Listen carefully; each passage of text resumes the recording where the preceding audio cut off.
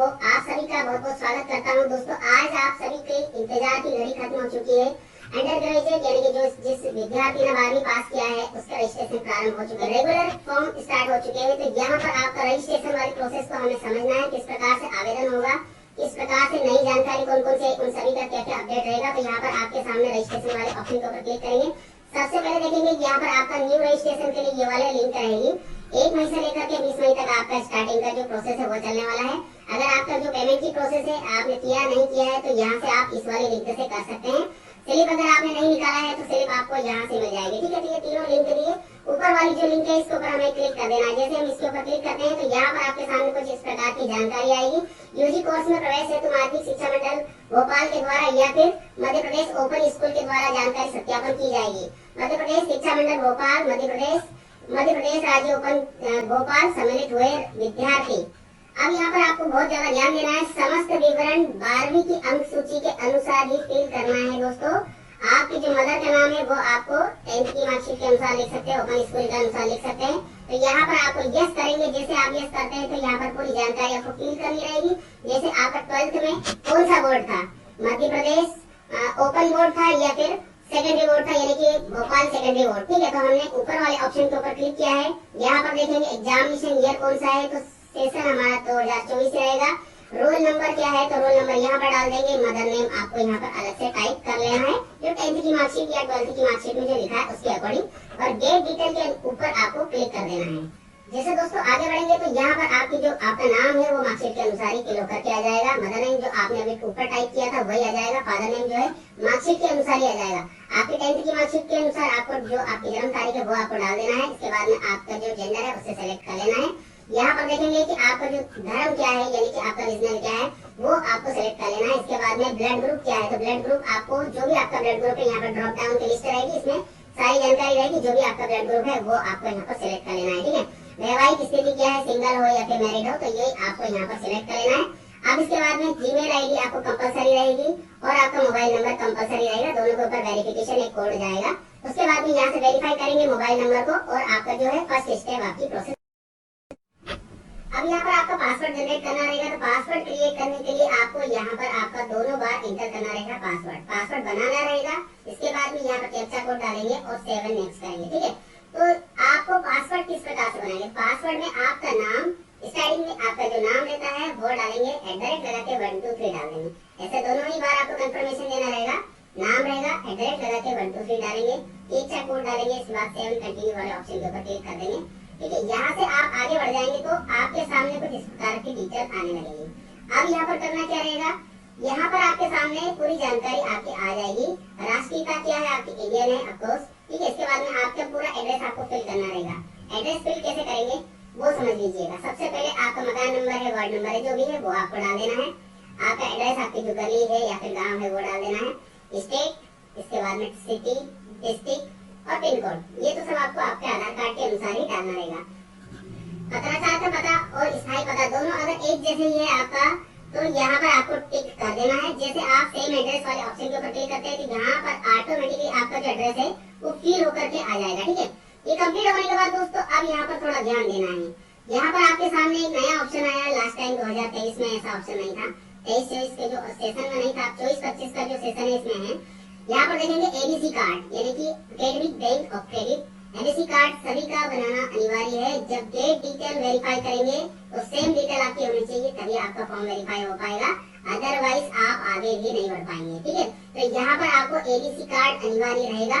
ABC card होने के बाद में यहाँ पर देखा मूल निवासी आपका यस करेंगे, मध्य प्रदेश मूल निवासी है। इसके बाद में यहाँ पर अब यहाँ पर आपके सामने माइनॉरिटी का स्टेटस दिखाना होगा। अगर आप हिंदू हैं तो नॉन माइनॉरिटी वाले ऑप्शन के ऊपर क्लिक करेंगे और अगर आप हिंदू के अलावा कुछ है तो आप माइनॉरिटी वाले ऑप्शन को लेंगे। ठीक है, ये आपके सामने पूरी जानकारी क्लियर हो गई। अब यहाँ पर मध्य प्रदेश मूल निवासी प्रमाण पत्र आपको नंबर टाइप कर देना है। यहाँ पर आपको समुद्र आईडी के नंबर आपको टाइप कर देना है। ठीक है, और अगर आपके पास वोटर आईडी कार्ड है तो यस करेंगे, अदरवाइज इसे नो करके आगे बढ़ा देंगे। यहाँ पर देंगे बीपीएल कार्ड। दोस्तों बीपीएल कार्ड अगर आपके पास है तो आप यहाँ पर यस करेंगे, अदरवाइज नो कर देंगे। ठीक है, अगर यस करते हैं तो देखिए यहाँ पर आपको नंबर डालना होगा। ठीक है, बीपीएल कार्ड नंबर डालना होगा। अगर नहीं है आपके पास इसे छोड़ सकते हैं। अब बात करते हैं डिस्ट्रिक्ट आपका क्या है। डिस्ट्रिक्ट यानी कि आपका विधानसभा डिस्ट्रिक्ट। ठीक है, तो जो भी आपका जिला है उसे आपको सिलेक्ट कर लेना है। ठीक है, इसके बाद में यहाँ पर आपका जो विधानसभा का जो मेन क्षेत्र लगता है, कि आपका तहसील कौन सा लगता है, ब्लॉक कौन सा लगता है, तो वो आपको यहाँ पर सेलेक्ट कर लेना। ठीक है, ये सारी जानकारी क्लियर हो चुकी है। अब यहाँ पर जो भी आपके श्रेणी आती है, यानी कौन सी कैटेगरी में आप आते हैं, एसटी, एससी, ओबीसी, जनरल, जो भी कुछ है, वो आपको यहाँ पर दोनों जगह सिलेक्ट करना होगा। ठीक है, एसटी में आते हैं तो एसटी आपका, एसटी में आते हैं तो एसटी, या फिर जनरल में आते हैं तो जनरल, जो भी आपकी कैटेगरी है उसे आपको यहाँ पर सेलेक्ट कर लेना है। ठीक है, यहाँ पर आपकी कैटेगरी सेलेक्ट होने के बाद में दोस्तों, जैसे दोनों कैटेगरी हमने सेलेक्ट कर लिया है, अब आपके सामने एक नई चीज आ जाएगी। यहाँ पर एक बात का ध्यान रखिएगा, एमपी टास्क की प्रोफाइल उसकी बनेगी जो जनरल कैटेगरी को छोड़ करके दूसरी कैटेगरी में आते हैं, जैसे ओबीसी हो गया, एसटी, एससी, इनमें से जो भी कैटेगरी में आप रिजर्व कैटेगरी में आते हैं, तो आपको बनाना होगा। जनरल कैटेगरी के लिए आपको कहीं जरूरत नहीं रहेगी। ठीक है, यहाँ पर ध्यान दीजिएगा, एमपी टास्क की प्रोफाइल जनरल कैटेगरी के लिए जरूरत नहीं है, दूसरी कैटेगरी को आपको बना करके यहाँ पर आईडी बनाना रहेगा। ठीक है, इसके बाद में आपके काम की प्रोसेस आगे बढ़ेगी। ठीक है, आगे बढ़ते हैं। कुल वार्षिक आय आपकी कितनी है, वार्षिक आय जो भी आपके आय प्रमाण पत्र में से आपको यहाँ पर टाइप कर देना, जो भी है उसे आपको यहाँ पर टाइप कर देना। यहाँ पर देखेंगे नीचे ऑप्शन दिए गए हैं कि क्या आप विकलांग श्रेणी में आते हैं, जम्मू कश्मीर वाला ऑप्शन तो वैसे बंद है। ठीक है, इसके बाद में यहाँ पर विकलांग श्रेणी का है, तो विकलांग श्रेणी में आप अगर आते हैं तो 40% से ऊपर होना चाहिए, और अगर आते हैं तो इनमें से जो भी है वो कैटेगरी आपको यहाँ पर दिखाना होगा। ठीक है, अब यहाँ पर बात करते हैं क्लास की। क्लास में सबसे पहला है डिफेंस पर्सनल, अगर आप आते हैं freedom fighter, central arm force, या फिर हाई एजुकेशन एम्प्लॉय, इनमें से कुछ भी अगर आप हैं तो आप इसमें से सेलेक्ट कर सकते हैं, otherwise none of the above, इसके ऊपर आपको क्लिक कर देना। अब नीचे वाले ऑप्शन के ऊपर देखेंगे कि इनमें से आप कौन से कैटेगरी में आप लेना चाहते हैं, कुछ अनिवार्य के रूप में, जैसे खेल कूद में आप अलग से लेना चाहते हैं, हिस्सा लेना चाहते होंगे, कभी कोई स्टूडेंट हिस्सा लेना चाहता है खेल कूद में है, एनसीसी में कुछ लेना चाहते हैं, तो आप सिलेक्ट यहाँ से कर सकते हैं। अगर यहाँ से आप सिलेक्ट करते हैं तो वहाँ पर आप चयनित हो जाएंगे, अदरवाइज यहाँ पर कोई नहीं वाले ऑप्शन के ऊपर क्लिक करके आगे बढ़ा देंगे। ठीक है, देखिए यहाँ पर एबीसी कार्ड का हमने ऊपर नहीं डाला था, तो ये प्रोसेस आ गया, बढ़ नहीं पा रहा था। अब यहाँ पर देखेंगे योग्यता की बात करते हैं, तो योग्यता में आपका जो भी आपका 10th 12th जो है, 12th की मार्कशीट के अनुसार आपकी जो है पूरी प्रोसेस आपको आगे बढ़ाना होगा। तो यहाँ पर मैंने जो फॉर्म भर रहा हूँ, जो पुराने फॉर्म है उसके अनुसार ही हम आपको दिखा रहे हैं। ठीक है, यहाँ पर आपको पास या सप्लीमेंट्री दो ऑप्शन रहता है। सप्लीमेंट्री वाला ऑप्शन अगर आपके सामने आता है तो ध्यान दीजिएगा, लास्ट टाइम इसमें बहुत सारी समस्या आ रही थी दोस्तों के सप्लीमेंट्री को लेकर के। बहुत सारे स्टूडेंट ने मुझे कमेंट किया था कि सर सप्लीमेंट्री अगर आई गई है तो हम फॉर्म भरे या ना भरे, तो आप यहाँ पर सप्लीमेंट्री वाले ऑप्शन अगर है आपको सप्लीमेंट्री, तो आप सप्लीमेंट्री वाले ऑप्शन को लेकर के फॉर्म भर सकते हैं। इसके बाद में जो भी आपका सब्जेक्ट है उसे आपको सेलेक्ट कर लेना है। इसके बाद बोर्ड कौन सा है वो सेलेक्ट कर लेंगे। क्या आप मध्य प्रदेश के किसी भी जिले से आपने आपकी शैक्षणिक योग्यता की है, तो जी हाँ की है तो यस करेंगे। यहाँ पर यस करते हैं तो आपके सामने कुछ इस प्रकार की डिटेल आ जाएगी। ठीक है, इसमें लिखा क्या आपने मध्य प्रदेश के जिले से 12th उत्तीर्ण किया है, तो किया है तो कौन से जिले से किया, तो आपका जो भी डिस्ट्रिक्ट है उसे आपको यहाँ दिखा देना है। ग्रेड पे या फिर परसेंटेज आपका क्या है, इसमें मार्कशीट में क्या लिखा हुआ है उसके अनुसार यहाँ पर आपको कोई जानकारी फिल करनी होगी। अब यहाँ पर जो भी आपके नंबर है, कितने नंबर में कितने नंबर है वो सब डाल देंगे। इसके बाद परसेंटेज डाल देंगे। ये सब कंप्लीट होने के बाद में आपको यहाँ पर थोड़ा सा नीचे आएंगे तो यहाँ पर देखेंगे कुछ अलग आपके पास अतिरिक्त विषय जैसे गणित वगैरह है, अगर हो तो यस करेंगे, अदरवाइज नो करके इसे यहाँ पर एक ऑप्शन आया है इसमें करियर संभावना। तो इसमें बहुत सारे ऑप्शन दिए, क्या आप बिजनेस करना चाहते हैं, क्या आप कॉम्पिटिशन एग्जाम की तैयारी करना चाहते हैं, क्या आप प्राइवेट जॉब करना चाहते हैं, या फिर स्टार्टअप लेना चाहते हैं। तो अभी स्टार्टअप ही है हमारा, तो इसमें कोई ज्यादा दिमाग लगाने की जरूरत नहीं है दोस्तों। आप इस वाले ऑप्शन को क्लिक करके आगे बढ़ा देंगे। यहाँ पर पूछेगा कि कौन से क्षेत्र में आपकी रुचि है, तो रुचि में आप बता दें यूनिवर्सिटी भी आपको सिलेक्ट करना है। कुछ समझ में नहीं आ रहा तो एजुकेशन कर देना, क्योंकि अभी आप पढ़ाई कर रहे हैं तो आप एजुकेशन वाला ऑप्शन ले सकते हैं या फिर अदर वाला ऑप्शन भी ले सकते हैं। ठीक है, और इनमें से अगर कोई सा भी आपकी रुचि है कि हम बैंकिंग तैयारी करेंगे, इंजीनियर बनेंगे, ये वो, तो आप कर सकते हैं यहाँ से। ठीक है, इसको सेव सबमिट करेंगे। अब एक नया ऑप्शन ये भी आ चुका है, इसमें कुछ नई चीज आई है कि ऑन स्टेप यूजी पीजी। ठीक है, ऑन स्टेप यूजी के लिए ओनली गवर्नमेंट टीचर। ठीक है, इसमें दिया है यदि आप इसमें ऑन स्टेप के अंतर्गत आते हैं तो उसकी कंडीशन समझिए। आवेदक के पास स्कूल शिक्षा विभाग द्वारा जारी किया गया अनापत्ति प्रमाण पत्र अनिवार्य है। अगर आप इनमें से इस कैटेगरी में आते हैं, ऊपर लिखा हुआ साफ साफ तरीके से only for government school teacher. ठीक है, अगर आप स्कूल टीचर से आए तो इस वाले ऑप्शन के ऊपर दिमाग ध्यान आपको रखना है, ध्यान देना है, अदरवाइज इसे नो कर दीजिएगा।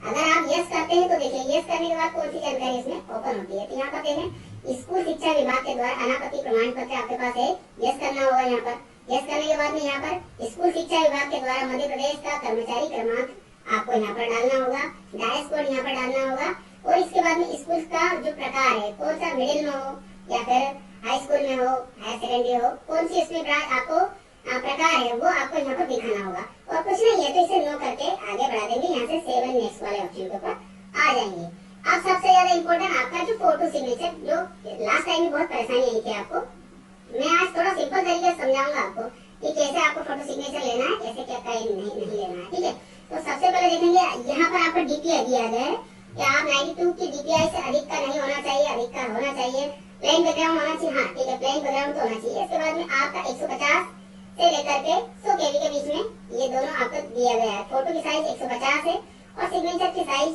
100 केबी है। ठीक है, इससे ज्यादा आपके साइज नहीं होना चाहिए। तो आपके सामने कुछ इस प्रकार की डिटेल आई है, फोटो आ गया। ठीक है, यहाँ पर आपको 300 का रेजोल्यूशन रख लेना है। ऊपर देखेंगे सबसे ऊपर आपको यहाँ पर 300 लिखना है। ठीक है, 300 ऊपर रखना है, विड्थ यानी कि चौड़ाई हो गई, और हाइट में आपको 350 रखना है। ठीक है, ये फोटो की आपकी साइज हो गई है। इसे आपको सेव कर लेना है। सेव करने के बाद आप सिग्नेचर की बात है तो सिग्नेचर में भी आपको सेम ऐसे रखना है। रेजोल्यूशन आपको 300 रखना है ताकि आपका पिक्सल नहीं फटे। ठीक है, ऊपर रखेंगे आपको 300 और नीचे आपको रखना है 120। ठीक है, ध्यान रखना 300 बाय 120। जैसा मैं बता रहा हूँ वैसे आपने कर दिया तो एक ही बार में आपका प्रोसेसिंग कंप्लीट हो जाएगा। ना ही फोटो ब्लर होगा, ना सिग्नेचर ब्लर होगा, कुछ नहीं होगा। ठीक है, ये कंप्लीट तरीके से आ गया है। यहाँ इसे सेव करेंगे, सेव एंड नेक्स्ट वाले ऑप्शन के ऊपर क्लिक करेंगे। थोड़ा सा नीचे आएंगे। अब यहाँ पर 2-3 चीजें और उसमें मांगी गई है। पहला है 10th की मार्कशीट आपको अपलोड करना रहेगा। 10th की मार्कशीट कितनी केबी में होगी? 125 केबी में आपको 10th की मार्कशीट अपलोड करना रहेगा। 12th की मार्कशीट जो है वो भी 125 केबी में ही अपलोड करना रहेगा विद जेपीजी फाइल। ध्यान दीजिएगा। इसके बाद में आपका जो मूल निवासी प्रमाण पत्र भी आपको 125 केबी में ही अपलोड करना रहेगा। इन तीनों को यहाँ पर अपलोड कर देंगे। इसके बाद यहाँ पर सेव एंड नेक्स्ट वाले ऑप्शन के ऊपर क्लिक करेंगे। तो यहाँ पर देखेंगे कि आपका जो फोटो है ये सब आपके सामने यहाँ पर अच्छे से दिख रहे हैं या नहीं दिख रहे हैं। आपको यहाँ व्यू करके एक बार चेक कर लेना है। चेक करने के बाद यहाँ पर आपके सामने जैसे आप फाइनल सबमिट करते हैं तो यहाँ पर भुगतान नहीं, इस वाले ऑप्शन के ऊपर आएंगे। ये आपने जो पूरी प्रोसेस भरी है सब कुछ आपके सामने आ जाएगा। जो मैंने बताया वैसा आप फॉर्म करेंगे तो 100% आपके फॉर्म में 1% की प्रॉब्लम नहीं आएगी और बिल्कुल व्यवस्थित तरीके से सक्सेस हो जाएगा। ठीक है, ये पूरी प्रोसेस हो गई। आप इसे यहाँ से आप नोट डाउन कर लीजिएगा। हमने पेमेंट कर दिया, पेमेंट भुगतान है। अब यहाँ पर देखेंगे नोट वेरीफाई अभी आ रहा है। ठीक है, इसमें कहीं ना कहीं हमारे डॉक्यूमेंट की प्रॉब्लम थी, इसके कारण से ये नोट वेरीफाई आ रहा है। अगर आपका ऐसा आ रहा है तो आप एक बार कॉलेज में जाकर वेरीफाई करवाएंगे। अदरवाइज आपके जो वेरीफाई आ जाए तो कहीं भी आपको जाने की जरूरत नहीं, ऑनलाइन वेरिफिकेशन हो जाएगा। ठीक है, ये कंप्लीट हो गया। अब हम चॉइस फिलिंग करते हैं। ये नंबर आपको यहाँ से नोट कर लेना है। इसके बाद में हम चॉइस फिलिंग वाले ऑप्शन के ऊपर आएंगे। कौन सा कॉलेज लेना है आपको, कोर्स कोड वगैरह सब कुछ जानेंगे। यहाँ पर क्लिक करेंगे। यहाँ पर आपकी आईडी, यहाँ पर आपका डेट ऑफ बर्थ और जो पासवर्ड आपने क्रिएट किया था वो। ठीक है, ये कंप्लीट होने के बाद कैप्चा कोड डालेंगे और इसे यहाँ से आगे बढ़ाएंगे। जैसे हमने इसे लॉगिन कर लिया। क्या आप अल्पसंख्यक वाले ऑप्शन उसमें कॉलेज में लेना चाहते हैं? चॉइस फिलिंग करने के लिए जो भी आपके रिक्त सुविधा है उसको लेंगे। उसके बाद माइनॉरिटी कॉलेज में आप इसको चॉइस फिलिंग करना चाहते हैं क्या? 2 ऑप्शन इसमें दिए गए, इसे नो कर दीजिएगा। अगर आप करना चाहते हैं माइनॉरिटीज वाले में तो आप कर सकते हैं, अदरवाइज इसे नो करें। अब बात आती है कि आपको स्टार्टिंग में ही आपका कॉलेज कोड और कोर्स कोड इन दोनों को कहाँ से मिलेगा। ठीक है, तो आपको सबसे पहले आपके मेन पोर्टल पे जाना है। यहाँ पर आएंगे college code and course code. इस वाले ऑप्शन के ऊपर जैसे आप डैशबोर्ड के ऊपर जाते हैं तो यहाँ पर आपका यूनिवर्सिटी आपको सेलेक्ट कर लेना है। ठीक है, जो भी यूनिवर्सिटी है, जेवीएलए है, बरकतुल्लाह है, जो भी आपकी यूनिवर्सिटी है उसे आपको सिलेक्ट करना है। कौन सा आपका डिस्ट्रिक्ट है उसे आपको सिलेक्ट कर लेना है। यहाँ पर प्राइवेट, उसका गवर्नमेंट या फिर एडेड, तो आप इसे छोड़ दीजिएगा, इसे कुछ नहीं करना है।